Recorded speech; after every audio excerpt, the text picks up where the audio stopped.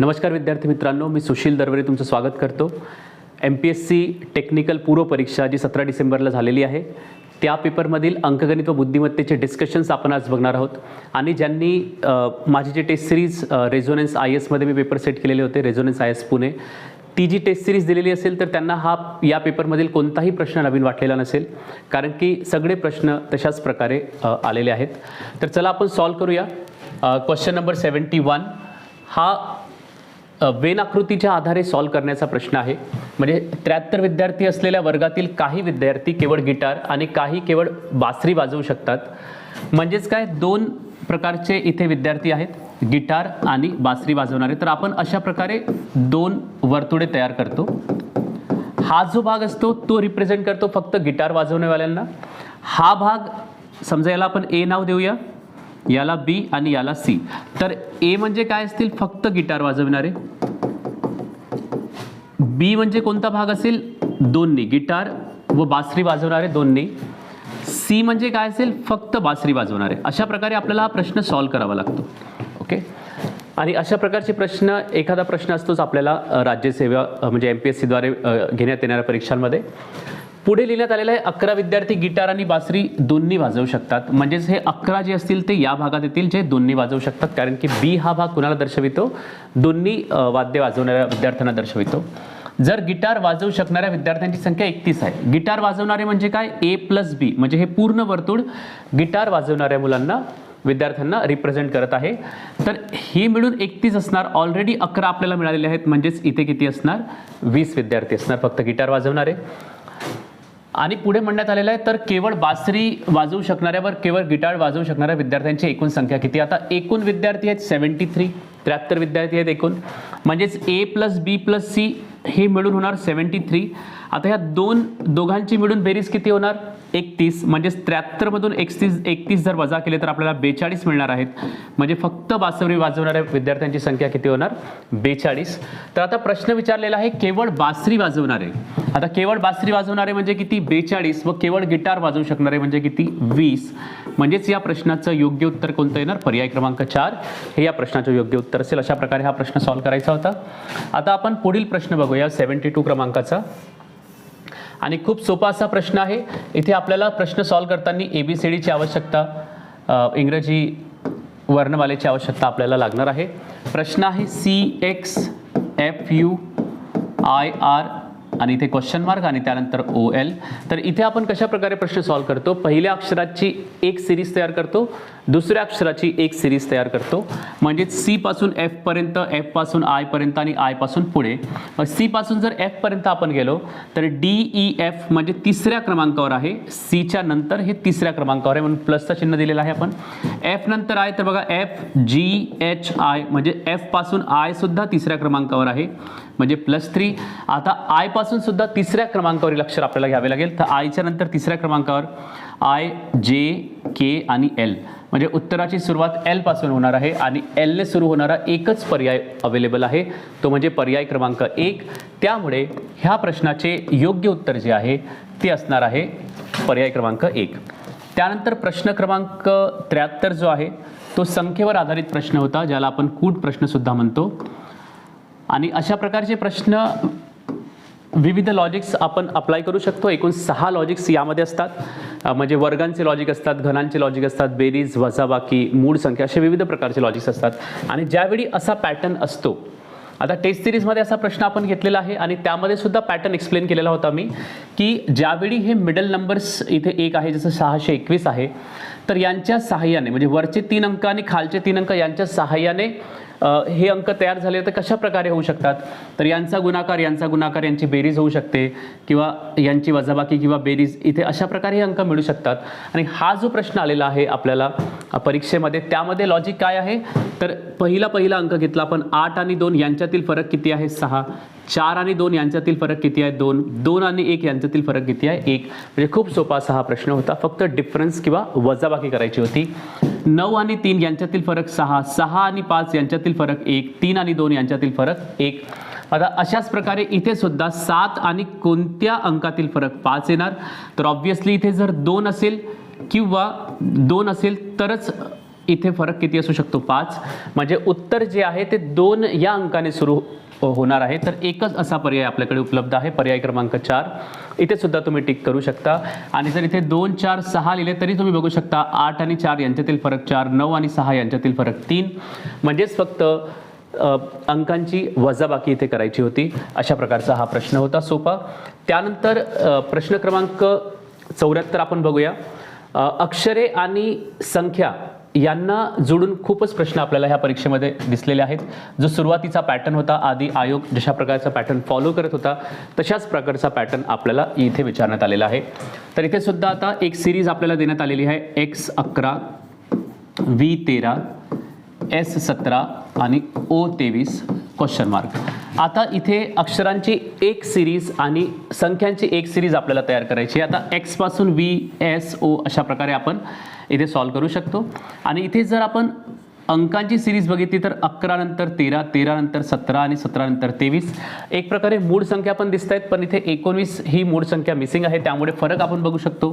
11 आणि 13 यांच्यातील फरक किती आहे 2, 13 आणि 17 यांच्यातील फरक किती आहे 4, 17 आणि 23 यांच्यातील फरक किती आहे 6, म्हणजे ऑब्व्हियसली पुढील फरक जो आहे तो 8चा असणार आहे. म्हणजे 8 जर प्लस केले 23 मध्ये तर आपल्याला मिळणार आहेत 31.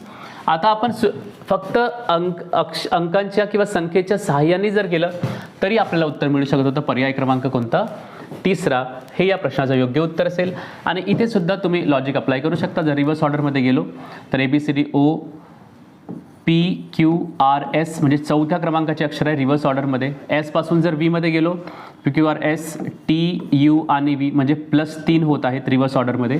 म्हणजे लॉजिक काय इथे -2 झालेले आहेत X पासून V पर्यंत, V पासून S पर्यंत -3, S पासून O पर्यंत -4. आता O पासून पुढे जायचं असेल तर -5 हे लॉजिक इथे मध्ये होते.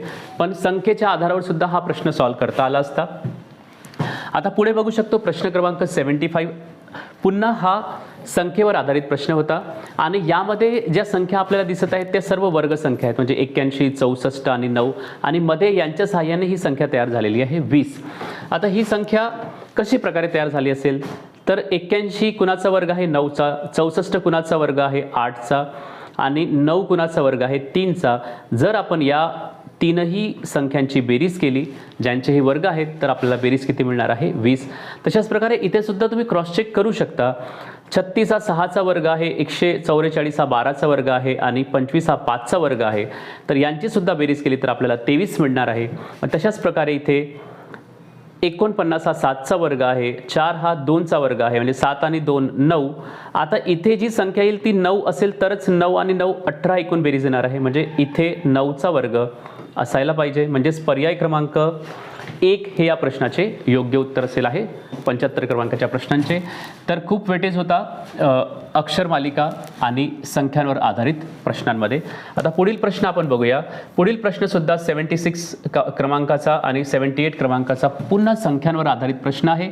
तर संख्यांवर आधारित बरेच प्रश्न आहेत, त्यामुळे हा टॉपिक खूप महत्त्वाचा ठरलेला आहे या परीक्षेच्या दृष्टीने. आता इथे खूप नंबर सिरीज होती आणि खूप सोपी अशी नंबर सिरीज होती. संख्या ज्या आहेत त्या कमी कमी होत चाललेल्या आहेत, तर मायनस किंवा भागाकार अशा प्रकारे आपण लॉजिक्स अप्लाय करू शकतो. किंवा फरक जर आपण बघितला तर कितीचा फरक येईल तर आपण हे बघू शकतो. इथे 16चा फरक आहे, म्हणजे 16 वजा करण्यात आले. 15 मधून 6 पर्यंत जर आपण पोहोचलो तर इथे 9 वजा करण्यात आले, म्हणजे -16 -9. आता ह्या संख्या बघताच आपल्याला लक्षात यायला पाहिजे की हे वर्ग संख्या आहेत म्हणून वर्ग आपल्याला 30 पर्यंत पाठांतर करायचे आहेत. म्हणजे हा कुणाचा वर्ग आहे 4चा, हा कुणाचा वर्ग आहे 3चा, म्हणजे आता नक्कीच 2चा वर्ग मायनस होणार आहे, म्हणजेच -4 होईल. 6 मधून -4 गेले म्हणजे किती येणार 2, म्हणजे ह्या प्रश्नचिन्हाच्या जागी 2 ही संख्या येणार आहे. तर आपलं उत्तर काय असेल पर्याय क्रमांक 3 हे या प्रश्नाचे योग्य उत्तर असणार आहे. आता इथे परत संख्येवर आधारित कूट प्रश्न होता, पझल होता एक छोटासा. 8 गुणिला 2 बरोबर 4 आहे. तर इथे गुणाकाराचा अर्थ एक्झॅक्टली गुणाकार होणार नाही, ते तुम्हाला ओळखायचं आहे. आपण इथे बघू शकतो 8 या संख्येला जर 2ने भाग दिला तर आपल्याला 4 हे उत्तर मिळणार आहे. म्हणजे गुणाकार हे भागाकारासारखे इथे अप्लाय करण्यात आलेले आहे. पण तशाच प्रकारे पुढे सुद्धा अप्लाय करून बघू. 16 गुणिला 8, आता 16ला भाग दिला जर 8ने तर 2 उत्तर येईल, म्हणजेच गुणाकाराचा अर्थ काय होत आहे भागाकार. तर इथे सुद्धा 40/5 करूया, म्हणजे आपल्याला प्रश्नाचे उत्तर काय मिळणार 8. पर्याय क्रमांक 2 हे या प्रश्नाचे योग्य उत्तर आहे.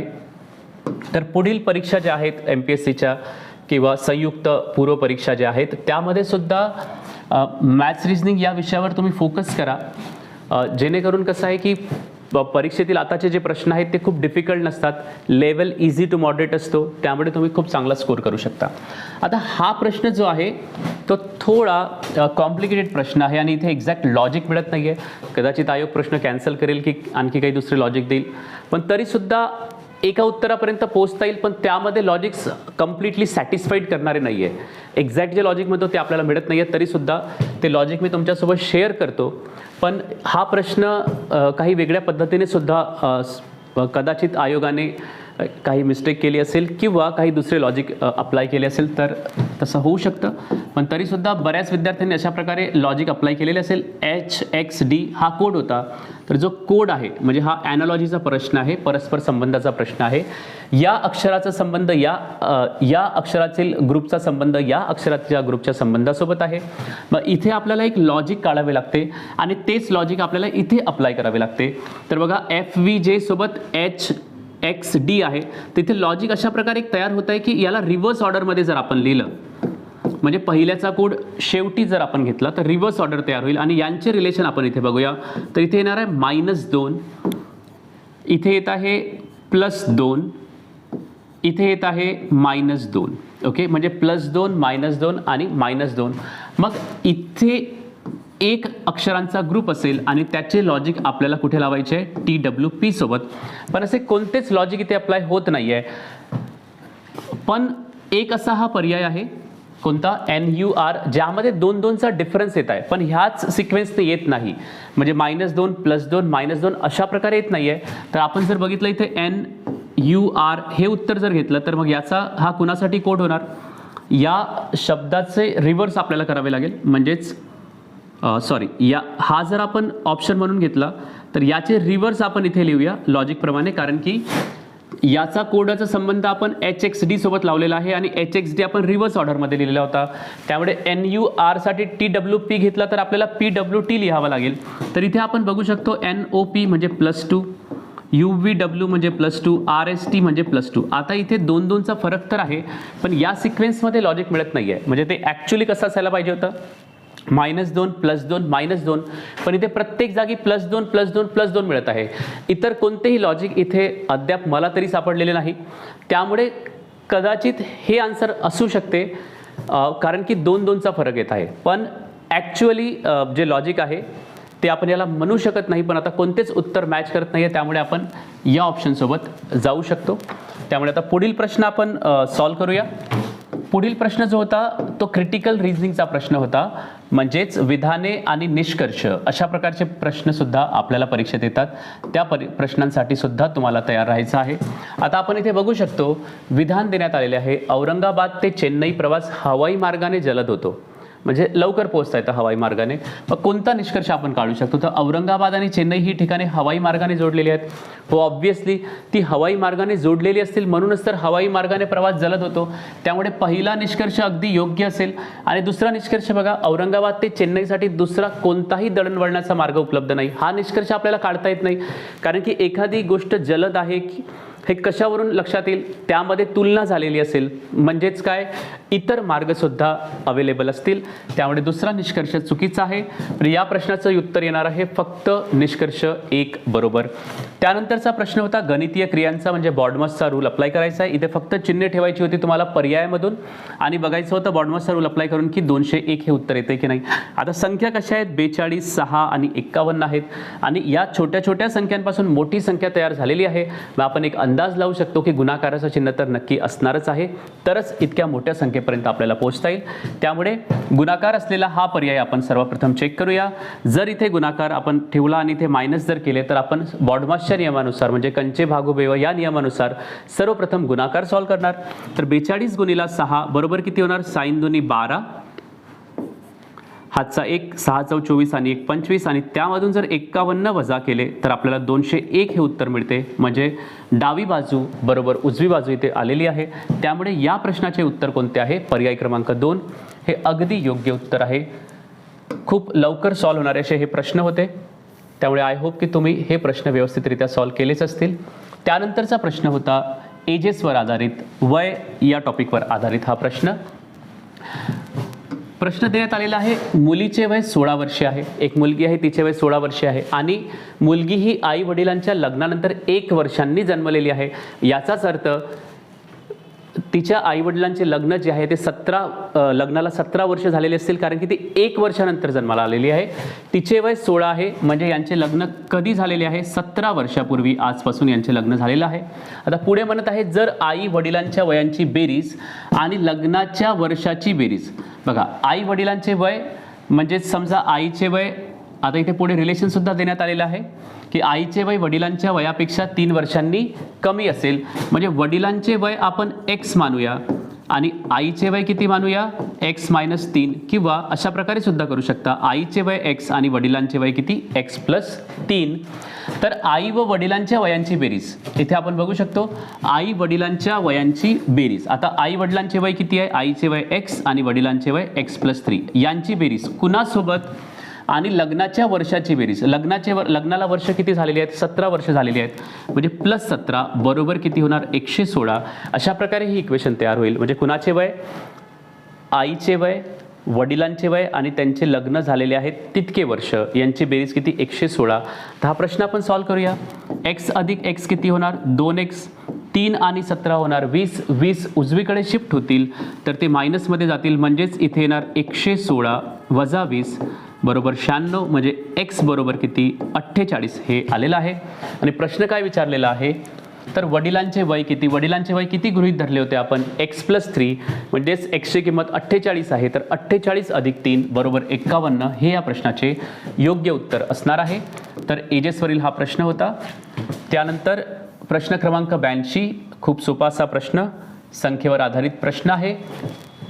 2 संख्यांची बेरीज दिलेली आहे आणि 2 संख्यांमधील फरक सुद्धा देण्यात आलेला आहे आणि आपल्याला लहान संख्या ओळखायची आहे.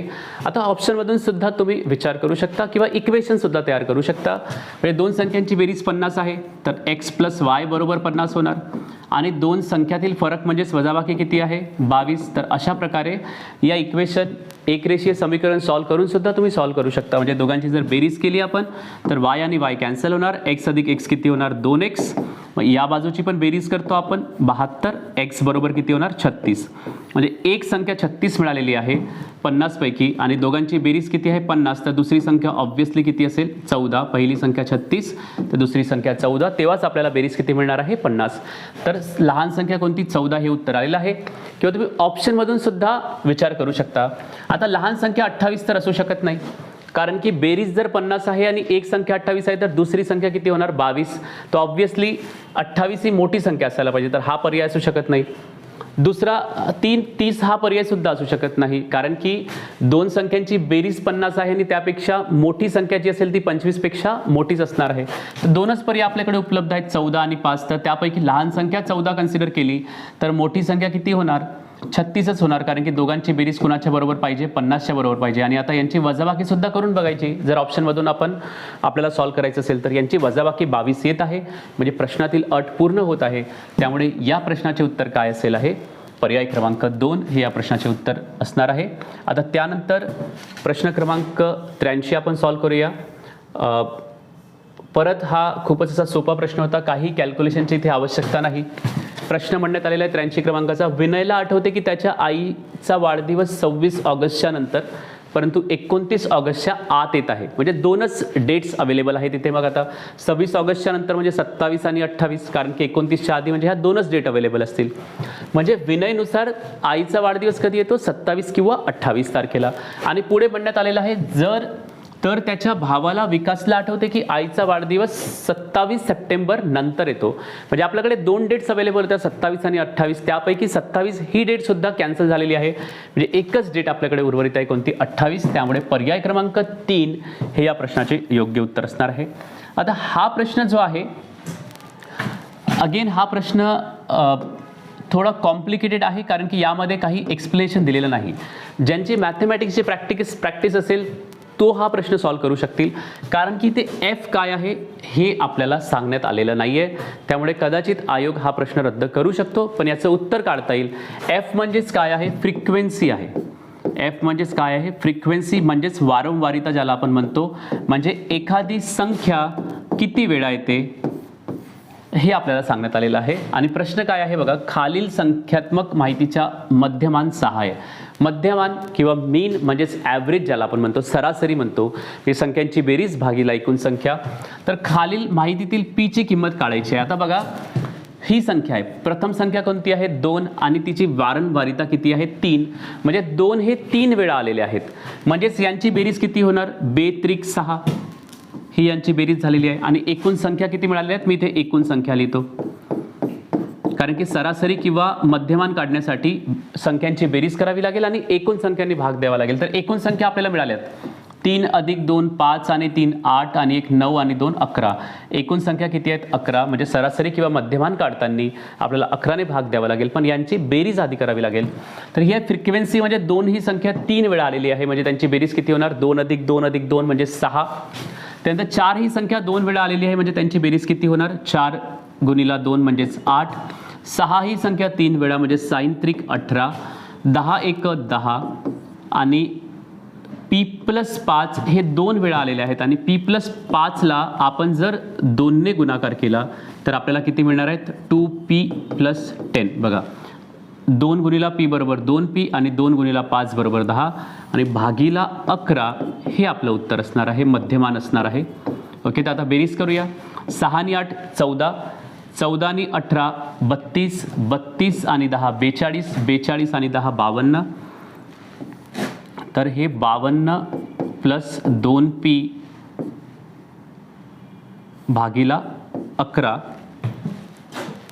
आणि इथे पीचे इथे मध्यमान 6 देण्यात आलेला आहे, म्हणजे हे सरासरी आपल्याला देण्यात आलेली आहे. तर सरासरी आहे 6, म्हणजे या इक्वेशन कुणाच्या बरोबर लिहिणार आपण 6च्या बरोबर लिहिणार. मध्यमान इथे देण्यात आलेला आहे, म्हणजे 11 संख्यांची सरासरी देण्यात आलेली आहे. तर सरासरीचा फॉर्म्युला आपण अप्लाय केला, बेरीज भागीला एकूण संख्या बरोबर सरासरी, म्हणजे बरोबरच्या चिन्हाच्या समोर काय लिहिणार आपण 6 लिहिणार. मग 11 उजवीकडे शिफ्ट होणार, तर किती होणार 11×6=66, म्हणजे 52 + 2p बरोबर होणार 66. तर 52 उजवीकडे शिफ्ट होतील, तर हे होणार 14 आणि इथे येणार 2p, म्हणजेच p ची किंमत किती येणार 7, म्हणजे p आपल्याला मिळालेला आहे. या प्रश्नाचं उत्तर काय येणार, पर्याय क्रमांक 3 हे या प्रश्नाचं उत्तर येणार.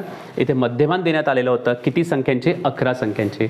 फक्त या प्रश्नामध्ये एकच प्रॉब्लेम होता की एफ म्हणजे फ्रिक्वेन्सी किंवा वारंवारिता हे प्रश्नामध्ये नमूद करण्यात आलेलं नव्हतं. ती माहिती आपल्याला आवश्यक होती हा प्रश्न सॉल्व्ह करण्यासाठी. आता आयोग या प्रश्नाला कशा प्रकारे हँडल करतो ते आपल्याला आन्सर कीमध्येच माहिती पडणार आहे. आता पुढे बघूया. पुढील प्रश्न जो आहे पुन्हा नंबर सिरीजचा हा प्रश्न आहे. ओके, सोपा असा प्रश्न आहे. 27, 32, 54, 71 आणि 92. आता ही संख्या वाढत चाललेल्या आहेत. सिरीज बघूया आपण किती प्लस झालेले आहेत. इथे 5 प्लस करण्यात आलेले आहेत आणि इथे जर आपण प्लस बघितले तर कितीचा फरक आहे. 71 मधून जर आपण 54 वजा केले तर आपल्याला मिळणार आहेत 7 आणि 17, एकूण 17चा फरक आहे. इथे जो फरक आहे तो 21चा फरक आहे. म्हणजे आपण जर बघू शकतो फरकाचा फरक किती आहे 4, म्हणजे फरक 4 ने वाढत जात आहे असं बघू शकतो आपण. तर इथे 9चा जर आपण फरक घेतला तर 32 + 9 बरोबर किती होणार 41, आणि 41 आणि 54 यांच्यामध्ये सुद्धा 13चा फरक आहे. म्हणजेच 4चा फरक बरोबर मेंटेन होत आहे की 5, 9, 13, 17, 21, म्हणजे फरकाचा फरक किती आहे 4. म्हणून या प्रश्नाचे उत्तर किती आहे 41, म्हणजे पर्याय क्रमांक 2 हे या प्रश्नाचे योग्य उत्तर येणार आहे. तर नंबर सिरीजमध्ये आपण फरकाचा फरक हे सुद्धा लॉजिक लक्षात ठेवायचे आहे. त्यानंतर पुढील प्रश्न जो आहे पझलचा प्रश्न होता, किंवा आपण त्याला ब्लड रिलेशन पझल सारखा प्रश्न बनवू शकतो. एका गटात ABCD आणि E अशा 5 व्यक्ती आहेत. त्यात B हा Cचा भाऊ आहे. अशा प्रकारे डायग्राम तयार करतो आपण. आणि अशा प्रश्नांमध्ये प्रश्नसुद्धा आपण एकदा वाचून घ्यायचा आहे, पण जास्त इथे माहिती नाही. B हा Cचा भाऊ आहे, तर पुरुष आहे. पुरुषाला आपण बॉक्सने दर्शवितो. Cचे जेंडर आपल्याला माहिती नाही. मग या 5 व्यक्तीत एक जोडपे आहे. E हा नवरा आहे. म्हणजे बघा E हा नवरा आहे म्हणजे पुरुष असेल, आणि याची पत्नी कोण आहे सध्या आपल्याला माहिती नाही, आणि तेच आपल्याला काढायचं आहे. E ची बायको कोण, तर हे आपल्याला याची बायको काढायची आहे कोण आहे. A आणि D मैत्रिणी आहेत. आता A आणि D मैत्रिणी आहेत म्हणजे त्या महिला असतील. A आणि D म्हणजे महिला असतील. आणि त्यांनी लग्न केलेलं नाही. म्हणजे आता बघा, ईची जी बायको असेल ते ए व डी असू शकत नाही, कारण की त्यांचं लग्नच झालेलं नाही. त्यामुळे आपण पर्याय क्रमांक 4 आणि पर्याय क्रमांक 3 कॅन्सल करू शकतो. आणि तशाच प्रकारे बी हा भाऊ आहे, त्यामुळे पहिला पर्यायसुद्धा कॅन्सल होणार, कारण की तो पुरुष आहे. आता एकच पर्याय उर्वरित आहे, कोणता? सी, ते आपलं योग्य उत्तर होणार आहे. आता पुढील प्रश्न जो आहे 87 क्रमांकाचा, तो आलेखावर आधारित प्रश्न होता. आणि ज्यांनी टेस्ट सिरीज दिलेली असेल रेझोनन्स IASची, तिथे आलेखावर तुम्हाला प्रत्येक टेस्टमध्ये एक प्रश्न तरी दिसलाच असेल, कारण की आयोग आता आलेखावर एकदम बेसिक लेवलचे प्रश्न विचारत आहे. बघा, परीला शाळेतून एक प्रोजेक्ट मिळाला, त्यात तिला विद्यार्थ्यांना आवडणाऱ्या विषयाबद्दलची माहिती जमा करावयाची होती. तिने 800 विद्यार्थ्यांकडून माहिती जमा केली. म्हणजे हे पूर्ण जे पाय चार्ट आहे, म्हणजे वर्तुळ आहे, ते 800 विद्यार्थ्यांना दर्शवित आहे. आणि कधीही लक्षात ठेवायचं, वर्तुळ जे आहे ते डिग्रीमध्ये 360 अंशाचा कोन दर्शवितो. पूर्ण वर्तुळ 360 डिग्री, आणि पूर्ण वर्तुळ म्हणजेच किती पर्सेंट? पर्सेंटच्या दृष्टीने 100%. ओके, तर 360 डिग्री बरोबर 800 किंवा 100% बरोबर 800 आपण असं म्हणू शकतो. आता पुढे आपल्याला विचारलेलं आहे मराठी विषय आवडणारे किती विद्यार्थी आहेत. तर मराठीवर क्वेश्चन मार्क आहे आणि पर्सेंटेजमध्ये माहिती देण्यात आलेली आहे. तर या सर्व पर्सेंटेजची बेरीज किती होणार? 100% होणार. मग यांची बेरीज करूया. 11 आणि 7 18, 18 आणि 8 26, 26 आणि 6 34, 34 आणि 28 62, आणि 62 परत एकदा करूया. 11 आणि 7 18, 18 आणि 8 26, 26 आणि 6 32, 32 आणि 28 60, 60 आणि 36 96. म्हणजे एकूण आपल्याला 96% मिळालेले आहेत. 96 बेरीज होत आहे. म्हणजे मराठी किती टक्के असेल? 4%. त्याचवेळी एकूण जे आहे ग्राफ 100% इथे होणार आहे. मग 4% मराठीचे विद्यार्थी आहेत कितीपैकी? 800 पैकी. तर सिंपल इथे 800चा 4% काढायचा होता, आणि कोणत्याही संख्येचा 1% काढायचा असेल तर आपण 2 नंतर डॉट देतो. म्हणजे 1% बरोबर 4, तर 4% म्हणजे किती होणार? 4 पट होणार, म्हणजे 32. हे या प्रश्नाचे योग्य उत्तर येणार आहे. तर हे ग्राफ सोपे असतात. तुम्ही विद्यार्थी जे आहेत ते काय करतात? आधीच भीती बाळगतात ग्राफची, पण ग्राफ अगदी लेवल 1 सारखे असतात. त्यामुळे ग्राफचे प्रश्न आपल्याला नक्कीच सॉल्व्ह करायचे आहेत. आता पुढील प्रश्न जो आहे तो परत एजेसचा असा प्रश्न आहे. संजयपेक्षा नितीन 3 वर्षांनी मोठा आहे. जे नितीनचे वय संजयशी कनेक्टेड आहे, आणि संजयचे वय किरणच्या वयाच्या दुप्पट आहे. आता यामध्ये आपल्याला लक्षात येईल की सर्वात लहान किरण आहे, आणि जोही व्यक्ती सर्वात लहान असतो त्याचे वय आपण x गृहीत धरलेले जास्त बेटर असते. तर किरणचे वय आपण x कन्सिडर करूया. तर संजयचे वय किरणच्या वयाच्या दुप्पट आहे, म्हणजे संजयचे वय किती होणार? 2x. आणि संजयच्या वयावर नितीनचे वय डिपेंड करते. संजयपेक्षा नितीन 3 वर्षांनी मोठा आहे, म्हणजेच नितीनचे वय किती होणार? संजयच्या 3 वर्षांनी जास्त, म्हणजे 2x + 3. आता पुढे म्हणण्यात आलेलं आहे जर त्यांच्या तिघांच्या वयाची एकूण बेरीज 103 आहे, म्हणजे यांची जर आपण बेरीज केली तर आपल्याला बेरीज किती मिळणार आहे? 103. आता हे इक्वेशन समीकरण सॉल्व करून आपल्याला 100 किंमत मिळणार. 3 ही संख्या उजवीकडे शिफ्ट करूया, तर प्लसचे मायनस होतील, म्हणजेच 103 - 3 बरोबर 100, आणि 2x + 2x 4x + 1 5x, 5x बरोबर 100. तर x बरोबर किती? 20. आता प्रश्न काय विचारलेला आहे? तर नितीन किती वर्षाचा आहे? तर नितीनचे वय होते 2x + 3, आणि x ची किंमत जी आहे ते 20 मिळालेली आहे. तर 2 × 20 40 + 3 43. हे या प्रश्नाचे योग्य उत्तर असेल. तर 43 ज्या पर्यायामध्ये आहे तो पर्याय आपल्याला टिक करावा लागेल. आता पुढील प्रश्न 89 क्रमांकाचा, परत हा संख्येवर आधारित प्रश्न होता, आणि ज्यांनी टेस्टमध्ये प्रश्न सॉल्व्ह केलेले असतील असाच प्रश्न सेम लॉजिकवर आलेला प्रश्न तुम्ही तिथे बघितलेला असेल.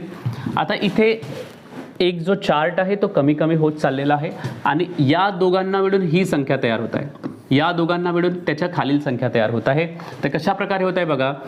19 आणि 43 यांचा फरक किती आहे? 24. 43 आणि 37 यांचा फरक किती आहे? 6. 37 आणि 26 यांचा फरक किती आहे? 11. 26 आणि 39 यांचा फरक किती आहे? 13. अशा प्रकारे फरक आपल्याला मिळत आहे. आणि जर इथे आपल्याला वजाबाकी करावी लागत आहे, दुसरीपासून तिसऱ्या ओळीमध्ये येत असताना बेरीज करावी लागत आहे. म्हणजे कशा प्रकारे बघा. 24 + 6 30, 6 आणि 11 17, 11 आणि 13 24. म्हणजे एकदा वजाबाकी एकदा बेरीज, त्यानंतर वजाबाकी होत आहे 30 - 17 13, 17 वजा 24 7 या दोघातील फरक. आता मग पुढे काय करावं लागेल, बेरीज करावी लागेल. म्हणजे 13 आणि 7 बरोबर किती येणार, 20. म्हणजेच ऑप्शन नंबर 4 हे या प्रश्नाचे योग्य उत्तर आहेत. सरावांनी हे प्रश्न खूप लवकर सॉल्व्ह होऊ शकतात. त्यामुळे मॅथ्स रिझनिंग हा सेक्शन खूप महत्त्वाचा ठरणार आहे. खूप सोपा असा हा सेक्शन होता. आता पुढील प्रश्न जो आहे तो आपण सॉल्व्ह करूया. खाली दिलेल्या आकृतीत आयत महिला दर्शवितात. अशा प्रकारे आपल्याला हे आकृत्या येतात. वेन आकृतीचाच हा प्रकार आहे. प्रश्न वाचायचा, खालीलपैकी कोण अशिक्षित स्वयंरोजगारीत ग्रामीण महिला दर्शवितो. आता सर्वप्रथम अशिक्षित बघूया. तर अशिक्षित म्हणजे काय, शिक्षितांना कोण दर्शवितो, त्रिकोण. तर अशिक्षित कोण असतील, त्रिकोणाच्या बाहेर असणारे. म्हणजे हा त्रिकोणाचा भाग आहे, हा आपल्या उत्तरामध्ये येणार नाही. मग त्रिकोणाच्या व्यतिरिक्त भाग बघायचा आहे आपल्याला. त्यानंतर बघायचं आहे स्वयंरोजगारीत. स्वयंरोजगार दर्शविणारी आकृती कोणती आहे, चौकोन. तर हा चौकोन आपल्याला चौकोनातील भाग पाहिजे आहे, पण त्रिकोणातील नाही. तर हा भाग आपण कॅन्सल करूया.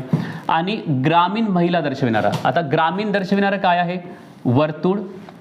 तर वर्तुळ पण आपल्याला पाहिजे आहे. आता वर्तुळ आणि चौकोन यांना इंटरसेक्ट होणारे दोन भाग आहेत, 4 आणि 3.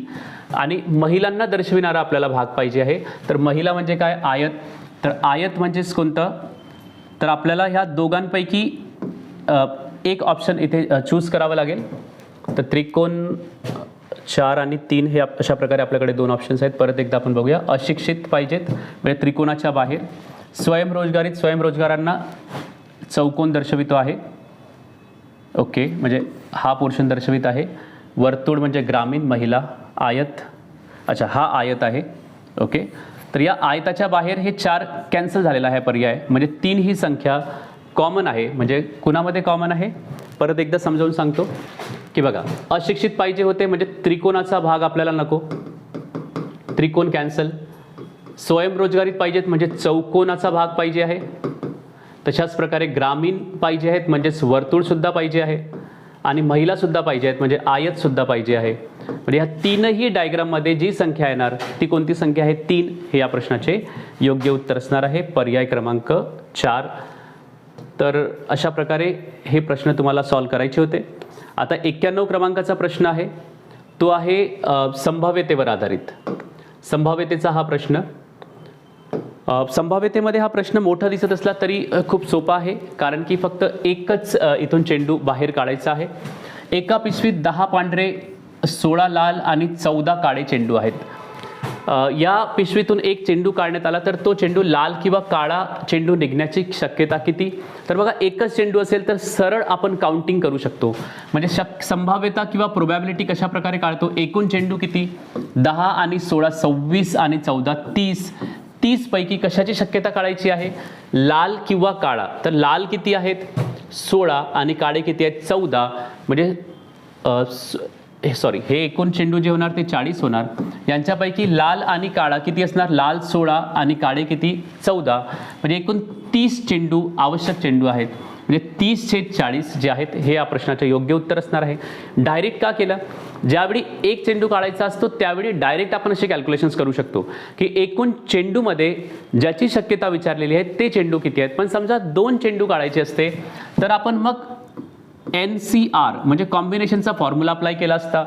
म्हणजेच 40 चेंडू असते आणि 2 चेंडू काढायचे असते तर 40C2 अशा प्रकारे आपण कॅल्क्युलेशन्स केलेले असते. पण एकच चेंडू काढायचा आहे त्यामुळे डायरेक्टली तुम्ही 40 पैकी किती आवश्यक चेंडू आहेत ते तुम्ही बघू शकता.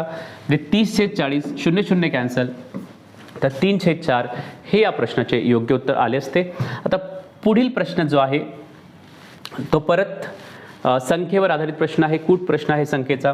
आणि इथे बघू शकतो 4 आणि 3ला मिळून 11 झालेले आहेत. 2 आणि 4 साठी 60 येत आहेत. आता ही संख्या इथे मोठी आलेली आहे, म्हणजे 2 लहान संख्यांना मिळून एक मोठी संख्या तयार होत आहे. अशा प्रकारे आपल्याला प्रश्नामधून हिंट्स घ्याव्या लागतात. त्या हिंटच्या आधारावर आपल्याला प्रश्न सॉल्व्ह करता आले पाहिजेत.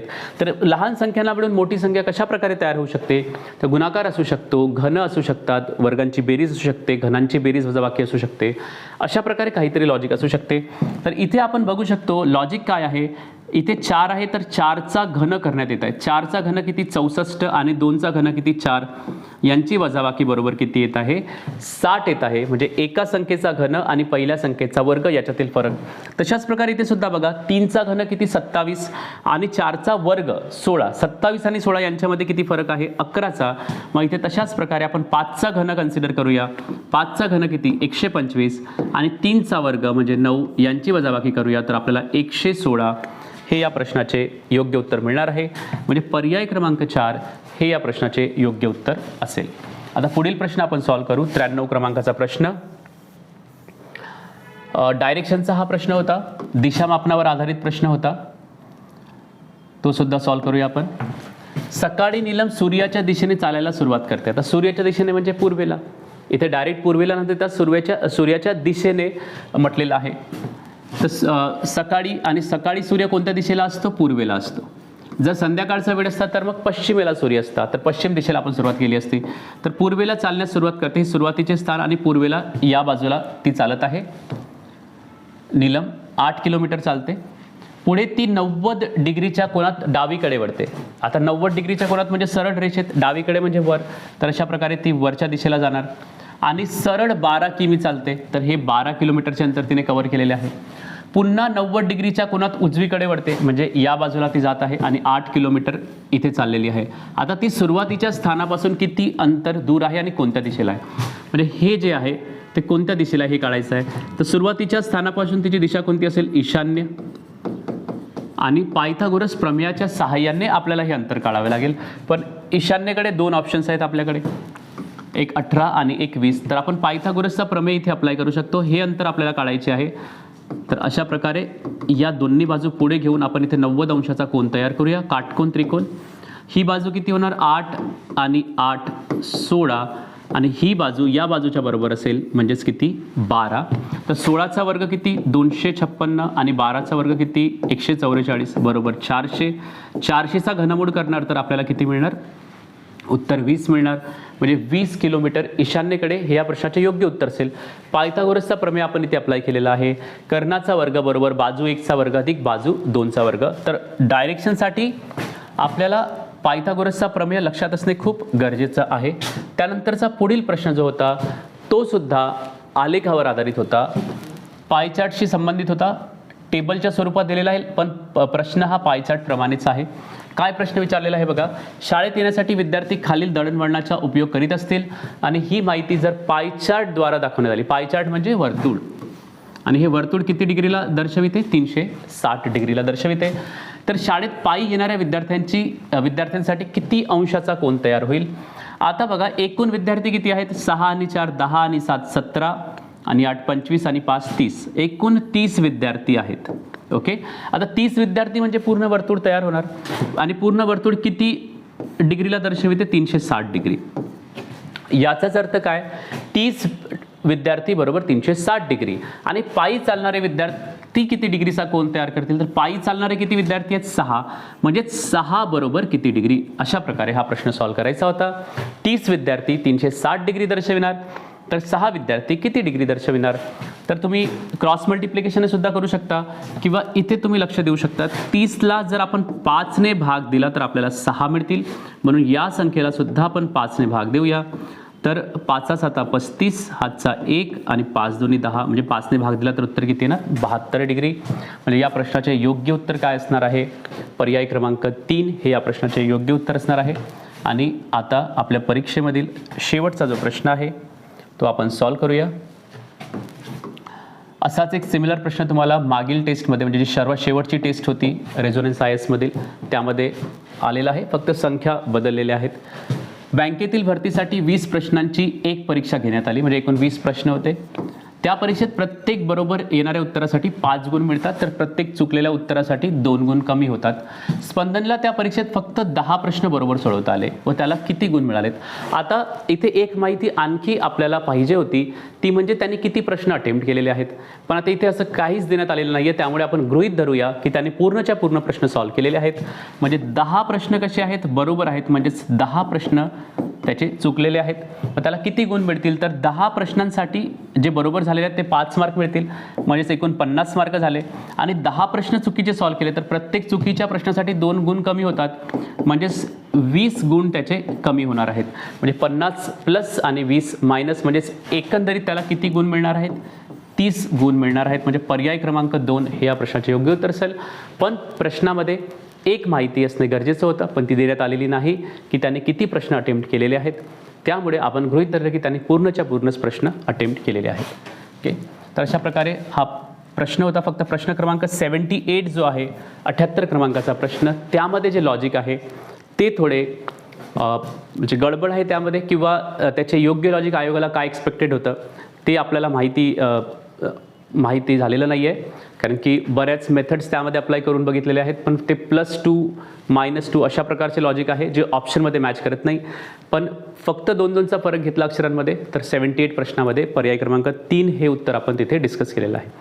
तर आय होप की तुम्हाला हे सगळे डिस्कशन समजलेलं असेल. तुमच्या पुढच्या परीक्षांसाठी सुद्धा तुम्हाला ऑल द बेस्ट, आणि पुन्हा भेटूया आपल्या यूट्यूब चॅनलवर. थँक्यू.